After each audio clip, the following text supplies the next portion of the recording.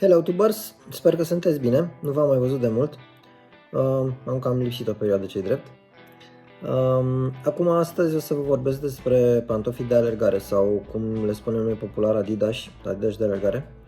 Și ce o să vă spun azi sunt câteva lucruri pe care le-am descoperit așa în ani.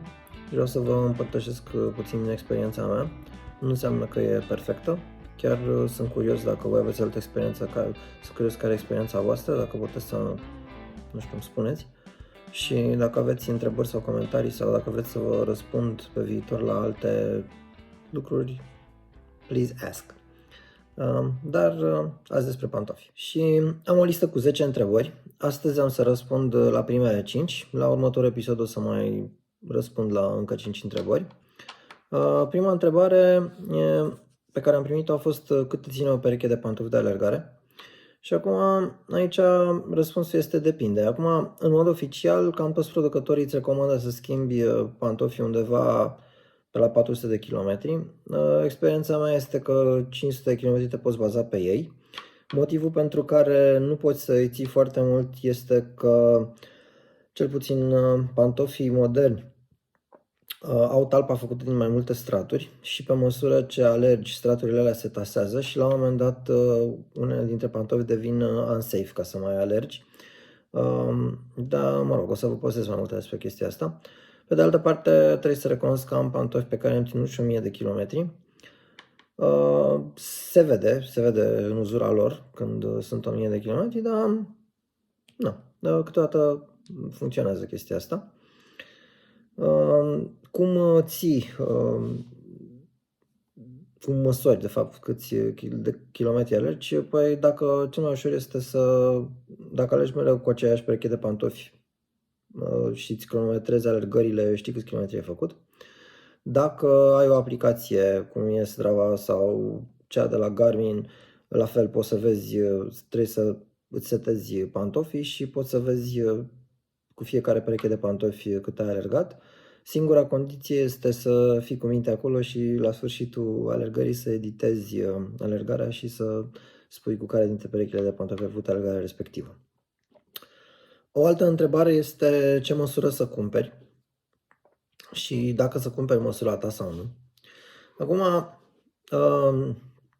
din experiența mea cu pantofii de alergare, răspunsul este niciodată nu cumperi măsura ta. Dar și aici discuția e destul de lungă. Pentru pantofii cu care vrei să alergi distanțe scurte, și când zic distanțe scurte, zic așa 5, 7, 10 km, e ok să-ți iei niște pantofi cu jumătate de număr, 3 sferturi de număr mai mare decât cât porți tu în mod normal.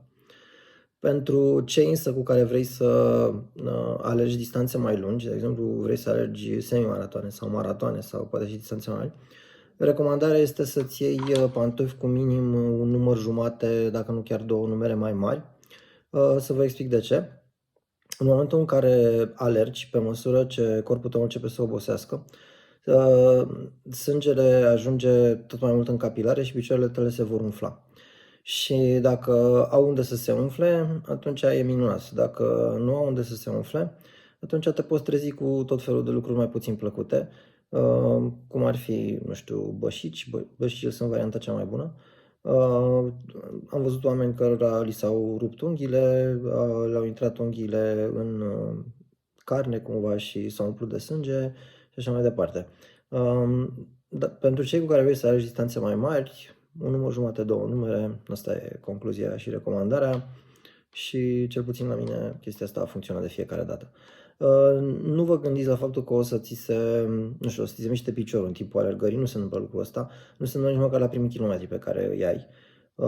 Dacă îți legi șireturile cum trebuie, n-ai de să-ți faci probleme și în plus am observat, contează foarte mult ce pereche de ciorapi pui acolo.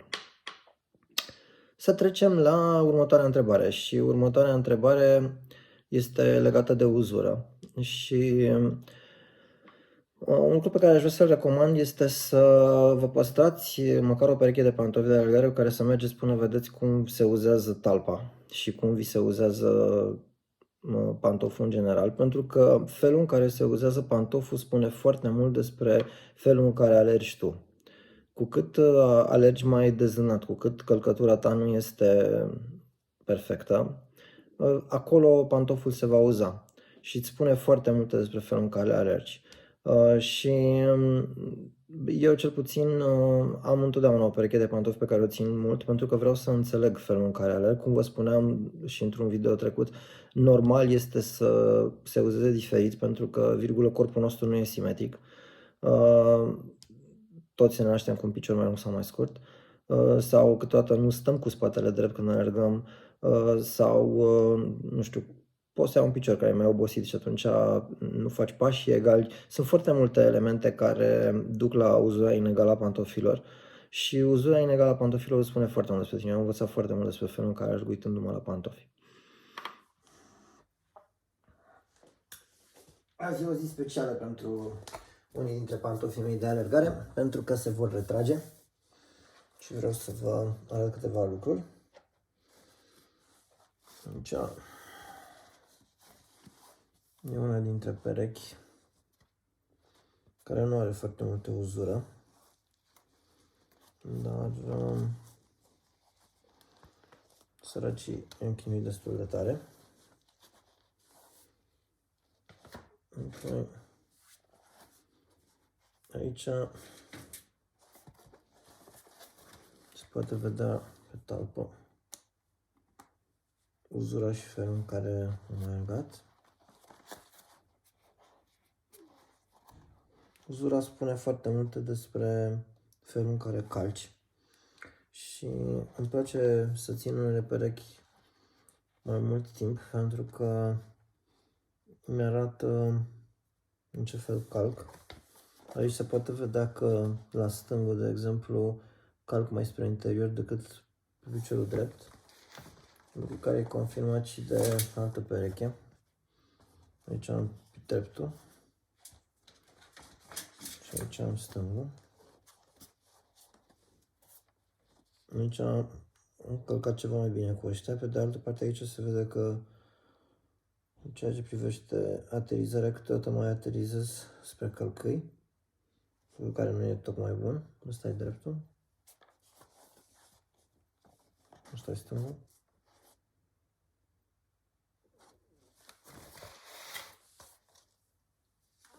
Și eu cel puțin am întotdeauna o pereche de pantofi pe care o țin mult pentru că vreau să înțeleg felul în care alerg. Cum vă spuneam și într-un video trecut, normal este să se uzeze diferit pentru că, corpul nostru nu e simetric. Toți ne naștem cu un picior mai lung sau mai scurt, sau câteodată nu stăm cu spatele drept când alergăm, sau, nu știu, poți să ai un picior care e mai obosit și atunci nu faci pași egali. Sunt foarte multe elemente care duc la uzurea inegală a pantofilor și uzurea inegală a pantofilor îți spune foarte mult despre tine. Am învățat foarte mult despre felul în care alerg uitându-mă la pantofi. Cum alegi o pereche de pantofi de alergare? Aici e foarte mult de vorbit. Nu știu dacă o să reușesc să epuizez subiectul acum.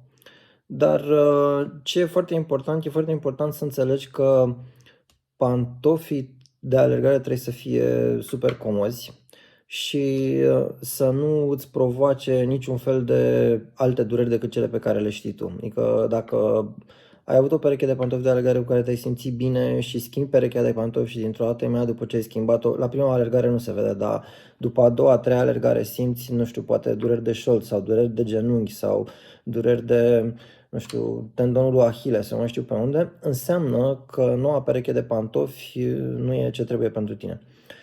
Fiecare pantof e altfel și geometria pantofului îți va schimba felul în care alergi. Personal, am fost foarte încântat la un moment dat când am luat o pereche de gel Kayano. Pot să vi și arăt, i-am aici. Aceștia sunt. Am fost foarte încântat de ei. I-am luat și la un preț foarte bun și am zis, gata, am făcut un mare deal. Gel Kayano, dacă vă uitați, sunt așa un pic umflați spre interior. Și eu, la momentul în care am cumpărat, credeam că pronez foarte tare. În realitate nu pronez atât de tare cât credeam. Iau niște elemente foarte mișto pe ei. De exemplu, vedeți că pe talpă aici este o întăritură. Și întăritura asta te ajută să returnezi o parte din energie în momentul în care alergi, mai ales dacă știi să calci pe vârf. atunci pantoful creează un sistem elastic și te propulsează înainte și asta e o chestie foarte faină. Apoi sunt niște pantofi care îți țin piciorul destul de bine, respiră foarte bine piciorul în ei. Sunt câteva lucruri la care mă uit când cumpăr pantofi de alergare. Mă uit în primul rând pentru ce iau. Pantofii de alergare cu care vrei să alergi iarna sunt diferiți de cei cu care alergi vara. Cei mai mulți pe care i-am sunt cei de vară. Pantofii de vară trebuie, e foarte important să respire, să poți să îi închizi fără să te țină în niciun loc. Dacă doar ți se pare că te țin puțin când i-ai probat, n-are sens să-i cumperi. Pentru că în momentul în care alergi, chestia aia se va amplifica foarte tare.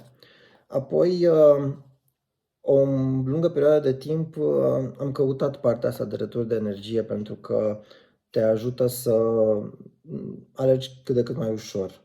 În prezent nu mă uit la lucrul ăsta, mi-am dat seama că asta mă lenevește cumva. Apoi, un alt lucru care contează este cât de multă pernuță este aici, în partea călcâiului. Pentru că de multe ori nu alergăm perfect și atunci dacă mai, nu știu, calci pe călcâi câteodată, ai vrea pantoful să te protejeze de ce ți se întâmplă. Și eu am fost foarte încântat când i-am luat. Un lucru însă nu mă pot împăca cu ei, pentru că nu aveam de unde să știu la momentul la care am cumpărat. Vedeți, Gel Cayano are aici o gardă care e făcută să țină călcâiul, foarte mișto proiectată, doar că pe mine garda asta mă încurcă foarte tare când alerg și îmi provocă niște dureri în partea din spatele piciorului și în spatele doi ahile și din cauza asta nu pot să alerg cu ei. Ăsta e un exemplu. Apoi mi-am luat la un moment dat o pereche de Hoka Carbon XV, de care așa am fost foarte încântat. La primele alergări extraordinare, doar că piciorul meu e puțin prea lat și Adidas e destul de îngust și la piciorul drept fac constant o bășică între două degete. În prima oară am crezut că e o întâmplare, dar după aia când am văzut că tot apare și luasem pentru distanțe lungi. Pot să-i folosesc pe distanțe scurte, dar pe distanțe lungă nu mai pot să mai folosesc. Deci cum alegi, e o lungă discuție legată de felul în care alegi, dar în primul rând trebuie să știi foarte bine ce cauți, iar pentru asta trebuie să mai fi alergat puțin înainte. Sper că ce v-am spus aici vă ajută. În continuare, una dintre întrebări e poate cum știi dacă ai ales bine pantofii de alergare. Revin la întrebarea trecută, la cum alegi o pereche. Sunt câteva criterii la care trebuie să te uiți. În primul rând, trebuie să te uiți la greutate. Ar trebui să te uiți la geometria pantofului și asta v-am povestit la întrebarea de mai devreme. Geometria pantofului e extraordinar de importantă, pentru că îți schimbă felul în care alergi și poate să te accidenteze sau poate să te facă să te simți foarte bine la o alergare. Apoi contează gripul, contează cât de bine se lipește pantoful de sol și aici unii sunt mai buni, unii sunt mai puțin buni. Unii sunt buni pe vreme uscată, alții sunt buni pe ploaie. Ideea e să-l vezi, că îți dai seama imediat care o să meargă pe ploaie și care nu o să meargă bine pe ploaie. Apoi contează ceea ce se numește drop, contează distanța dintre, adică închipuieți că deși nu se vede, pantofii de alergare au și un fel de toc așa și diferența dintre toc și vârf se numește drop. Acum, cu cât dropul este mai mare, ajunge până la 1 centimetru, cu atâta el teoretic ar trebui să te ajute să calci mai mult pe vârf, să nu calci pe călcâi. În realitate, dacă te înveți să alergi cu drop mai mare, vei avea nevoie de un drop din ce în ce mai mare. Contează să respire, contează cât e de greu un pantof, contează ce culoare are, s-ar putea să-ți placă anumite culori, contează cum îl închizi, contează dacă poți să-l speli sau nu poți să-l speli. Am avut o experiență neplăcută cu o pereche de Nike pe care când i-am spălat prima dată mi s-au zăspit tălpile. În principiu cam astea ar fi criteriile. Și ce e foarte important este să știi că după ce ai cumpărat pantoful, alergi, nu știu, o dată, de 2 ori, de 3 ori, de 4 ori, cam după 30-50 de kilometri, dacă nu simți nicio diferență față de pantofii vechi de alergare, înseamnă că ai ales bine. Și acum vine surpriza emisiunii, sfatul pe care pot să vi-l dau, și anume, când găsești o pereche de pantofi care îți place, cumpără mai multe perechi. Câteodată ai tendința asta de a cumpăra, poate, nu știu, găsești un deal bun la o pereche de pantofi. Ce am învățat e că dealurile nu contează atât de mult, pentru că și dacă reușești să le iei cu 20 sau 30 de dolari mai ieftin decât prețul lui de pe piață, dacă asta îți produce accidente, n-ai făcut nicio șmecherie. Și practic ce fac în ultima vreme, dacă descoper o pereche de pantofi care îmi place, după ce alerg, mai îmi cumpăr încă o pereche. Sau două, depinde, acum cât de mult îți place respectiv o pereche de pantofi. Ce am mai învățat? Am mai învățat că upgrade-ul unei perechi de pantofi nu înseamnă că îți va da un pantof mai bun decât versiunea trecută. Să zicem, nu știu, că vă dat exemplu mai devreme cu Gel Kayano, să zicem că te-ai simțit foarte bine cu Gel Kayano 24. Gel Kayano 25 nu o să fie neapărat un pantof cu care să te simți bine, nu o să fie neapărat mai bun. Și ce mai știu? Mai știu că de ce mai multe nu poți să-i returnezi. E foarte greu să returnezi o pereche de pantofi după ce ai alergat 50 de km în ea. Și mai devreme de 30-50 de km nu-ți dai seama dacă într-adevăr pantoful respectiv se ajută sau nu. Sper că ce v-am spus aici vă ajută. O să mai revin cu încă 5 întrebări și până atunci sper să aveți cele mai tare alegări. Cheers!